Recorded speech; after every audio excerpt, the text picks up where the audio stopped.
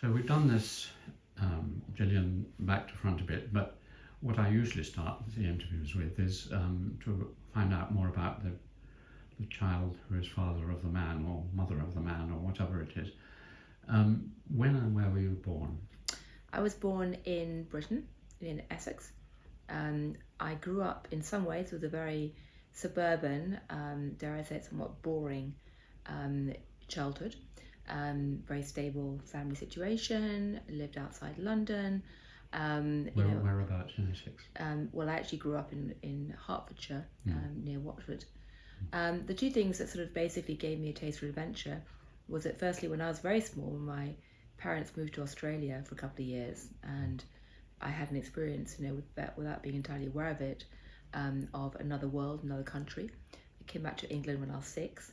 The second thing was that my family, in their background, had been part of the British colonial imperial structures for a number of generations. And so I grew up very much with a folk memory of life beyond the UK in India, Africa, Singapore, and elsewhere. My father's family were all in Singapore during World War II, and my grandfather was in prison?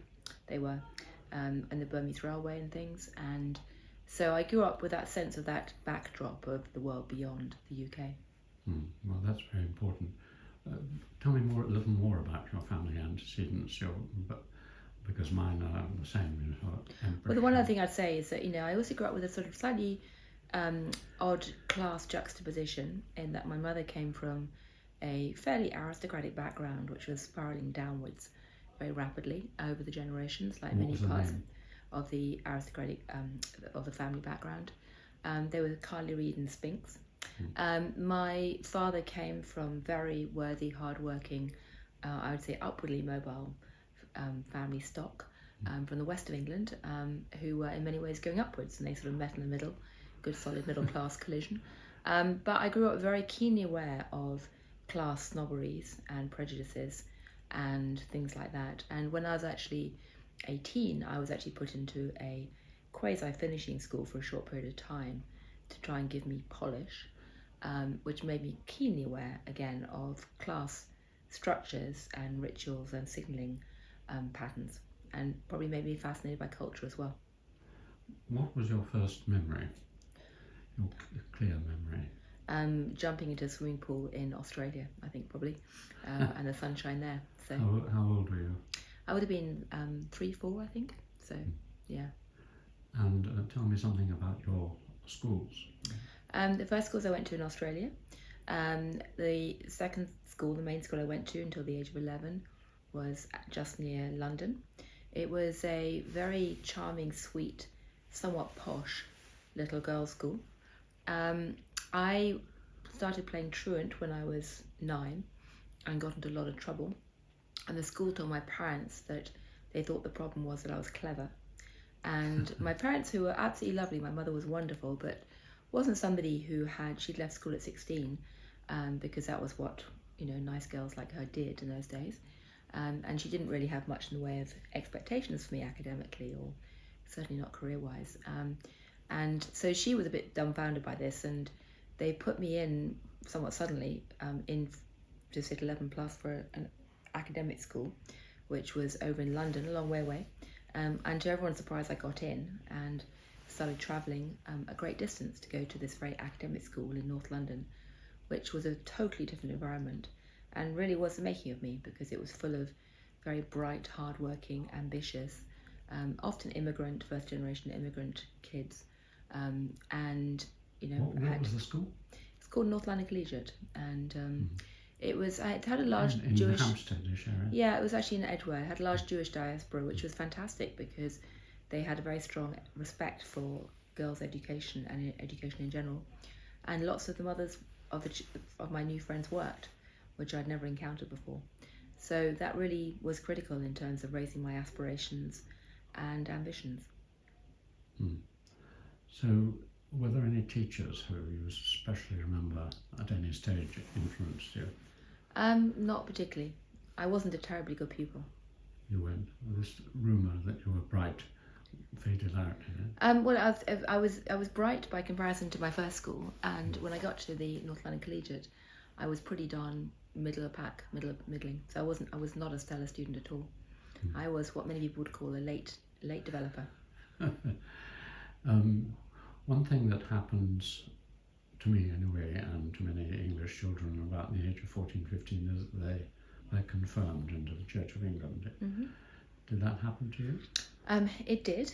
I actually, when I was in my teens, was part of an evangelical Christian church, and that was a very important part of my life. And you've remained a Christian since? I moved away from the evangelical church when I was 19, and was very, very separate from it for a very long time, and then re-embraced the Church of England, but not within the evangelical format that I had grown up within.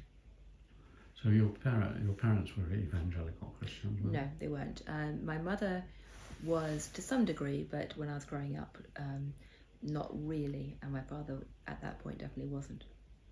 So how did you get this evangelical influence? In my early teens, I became friendly with people who were involved with the evangelical church and got involved that way. And did you go to camps? I went to camps, and I was very involved in a youth group and very involved in the structure and the framework for a number of years. And when you went to university, did you join TICU? Or? The CU? No, I didn't. No, I didn't. At that point, I'd broken very much with it. And when you, since then, when you rejoined as a non-evangelical, has it meant a lot to you, and does it mean a lot to you, or is it just something that? I have problems with some aspects of the church structure and a number of aspects of the catechism, but I believe very strongly in community and believe very strongly in spirituality and recognizing, for me personally, I would not evangelically try to convince others of this point of view, but for me, recognizing that service of God is very important. When you were between about 5 and 8 or 9, did you have any particular hobbies? Do you collect anything or? I was a passionate writer. I spent a huge amount of time writing fiction on my own. I've always been very fond of sport, and I've always loved outdoors, backwoodsman stuff. You still run? I run, I ski, I do various sports and stuff like that. But I've always done a lot of exercise. Did you keep a lot of your children's writing? I mean, your writing as a I kept child? quite a bit of it, yes. And I it? was an obsessive writer. And reader? And reader, yes. When you, getting to the age of 13, 14, were you involved in any other extracurricular things like music? I played the viola very seriously in quartets and the orchestra. I played in just about every sports team going, captained a number of them. I did Duke of Edinburgh. I did Girl Scouts. Actually ran a group for a while. And I did a huge amount of art. I did a huge amount of art, and in fact almost went to art school. Really? Do you still paint or anything? No, haven't done it for years. You obviously had a very full life. You were doing games, sports, art, music, and so on. And I also wrote obsessively. And what strikes me about you, one of the things, is that you're extremely well organised in disciplining your life. No, I'm not well organised. I am extremely efficient and focused and disciplined about getting a lot of stuff done. I'm very good at landing 12 planes at once, in my head. I'm not particularly effective historically at creating structures that I can explain to the outside world about how I do it.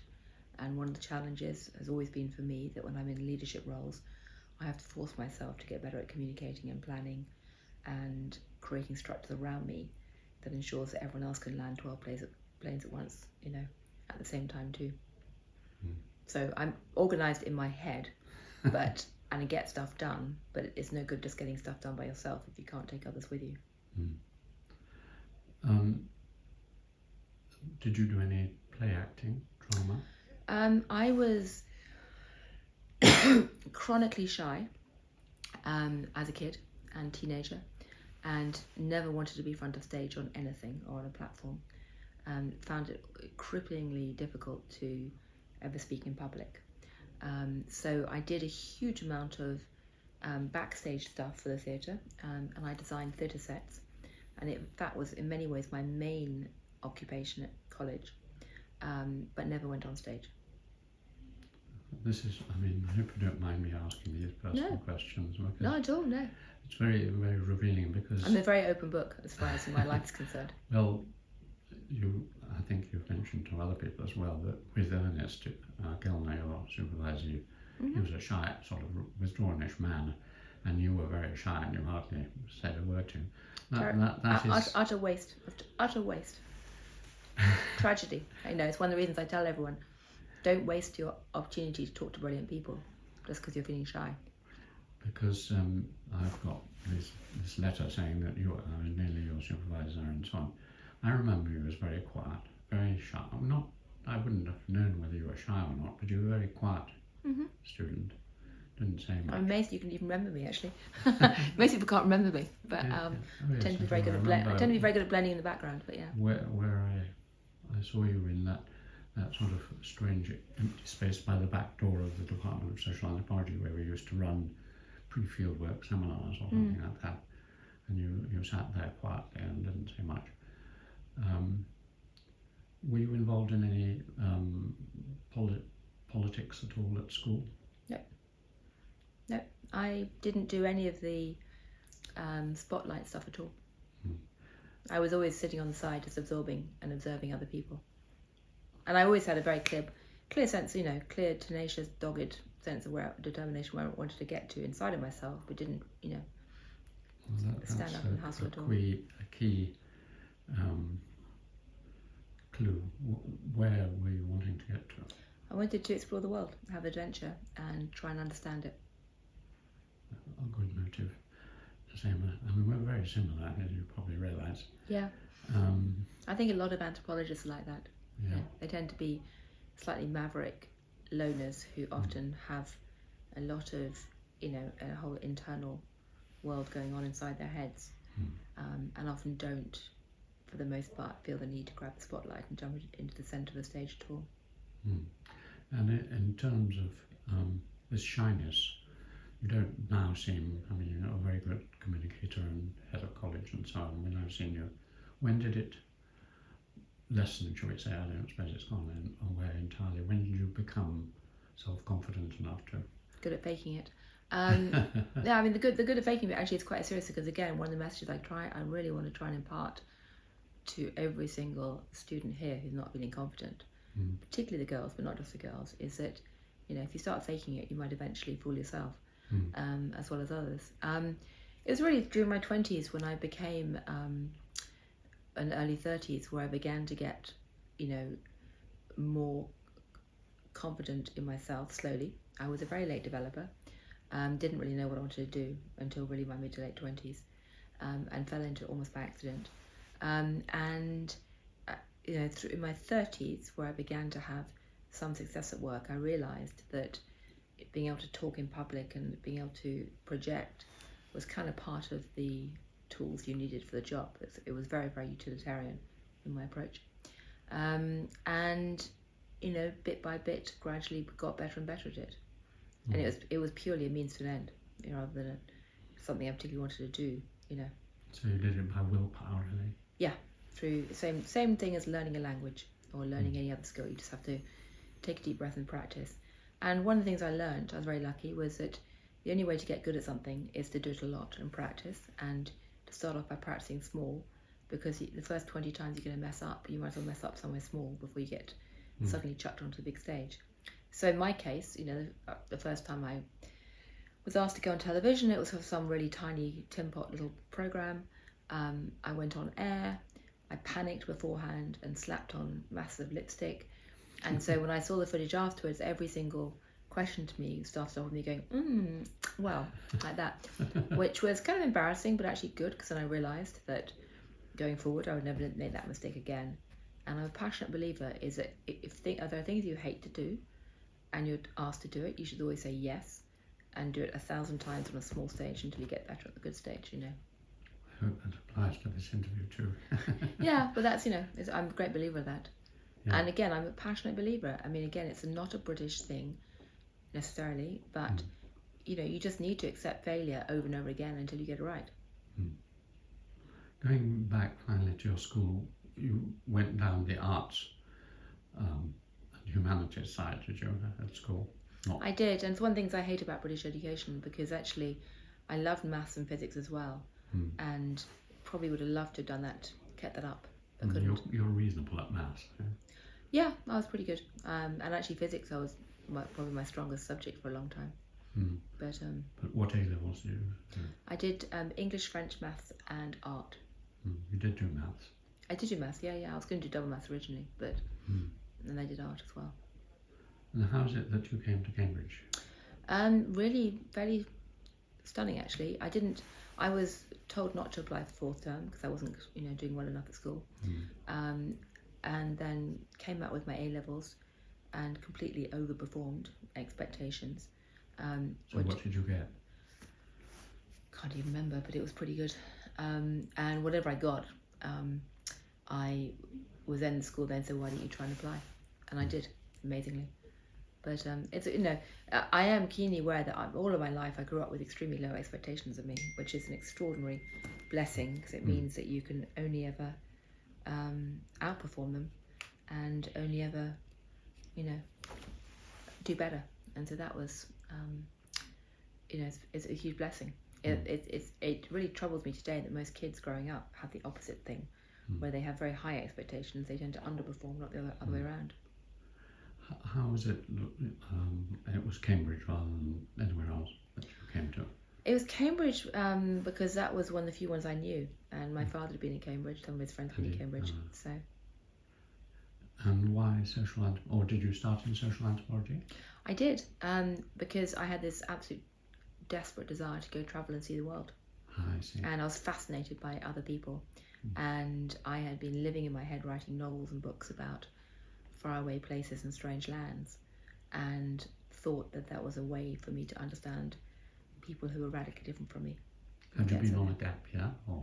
I had a gap year because I did 7th term, and I went to Pakistan for that gap year, and I worked in and around a hospital in Pakistan for a while, and then went up to the north and worked with children up there. So the fact you ended in Tajikistan was not entirely unprecedented in your experience? No, I mean basically I went off to Pakistan, I learned Urdu and became very interested in languages, and the reason and then later subsequently I went to Western China and spent a lot of time in Western China and Tibet. You did? Yes, no I did. I spent 2 full summers in Tibet and studied Tibetan as well, and was actually originally going to go to Tibet for my PhD. I'd hitchhiked by myself from Lhasa into a place called Mount Kailash in the west of Tibet, and spent basically a couple of months with some pilgrims there, and learnt a bit of Tibetan that way. And it was Kampa Tibetan, it was Eastern Tibetan, not Central Tibetan.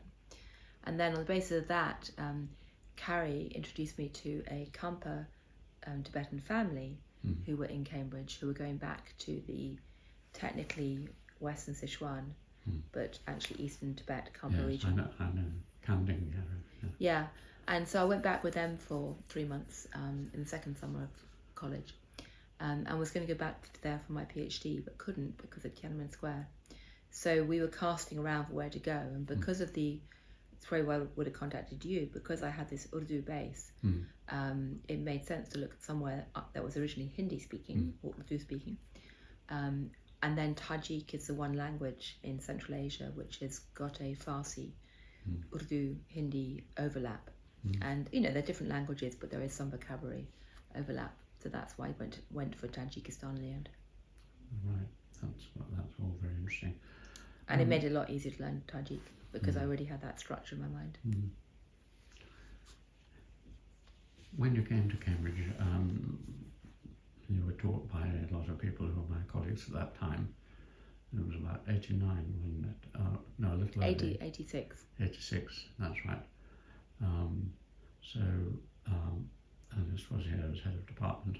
Were there any of the lecturers or teachers who had an influence on you?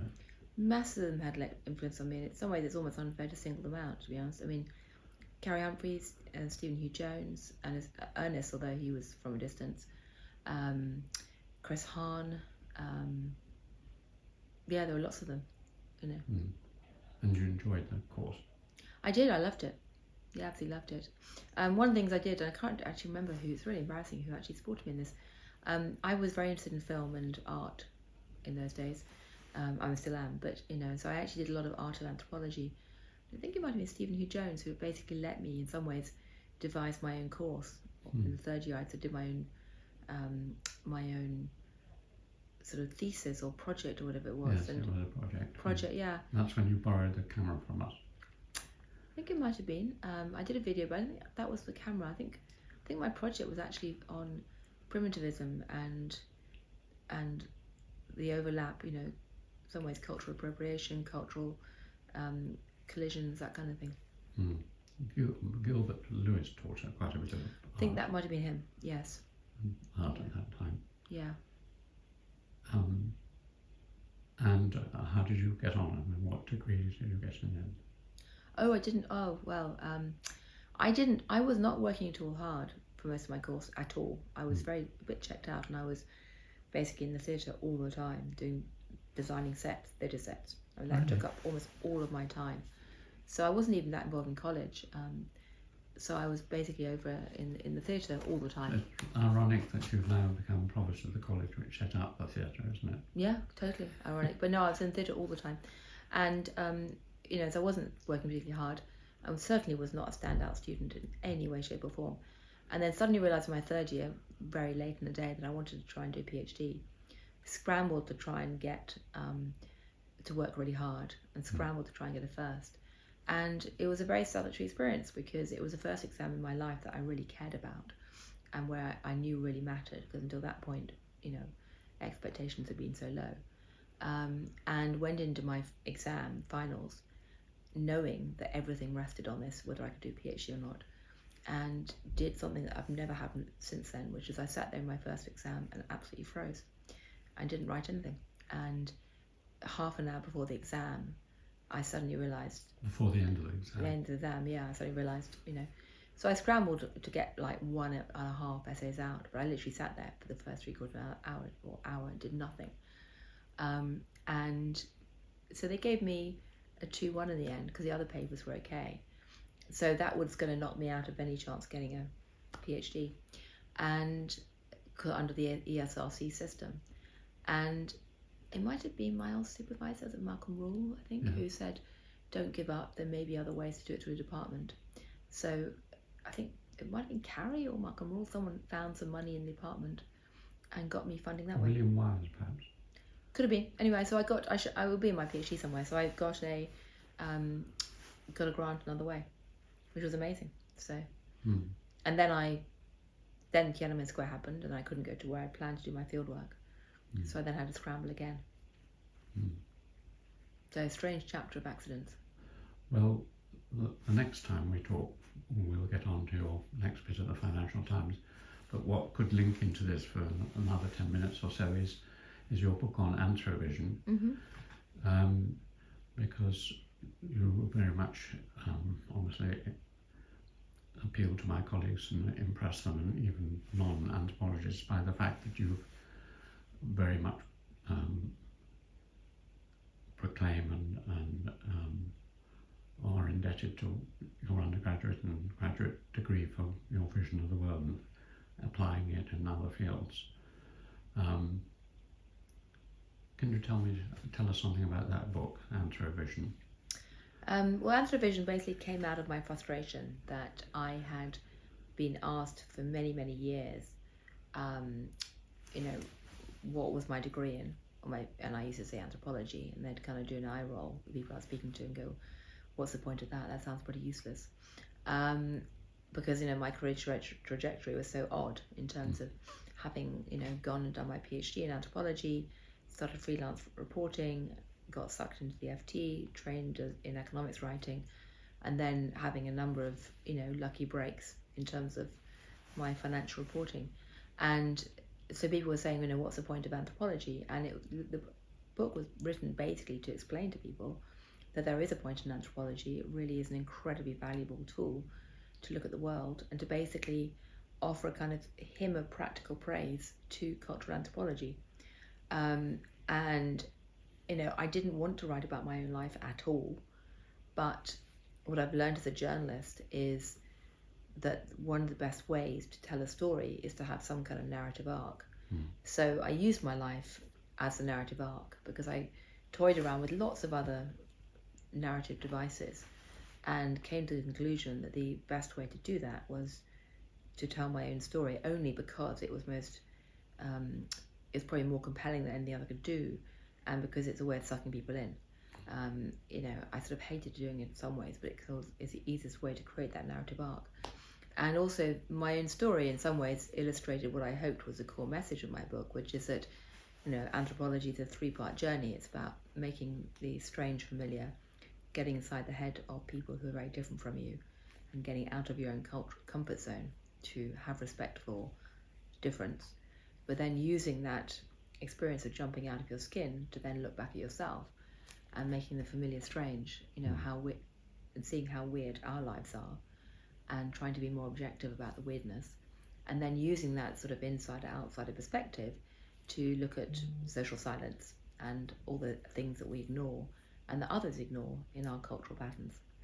And my own life, insofar as I could, had gone to Tajikistan and then, trying to make the strange familiar, and then flip the lens, trying to make, the familiar strange by looking back at, London and the financial world. And looking at what we didn't talk about was another way of trying to tell that story about how that 3-part journey can play out in someone's life in a way that, I'd hoped would have resonance more widely.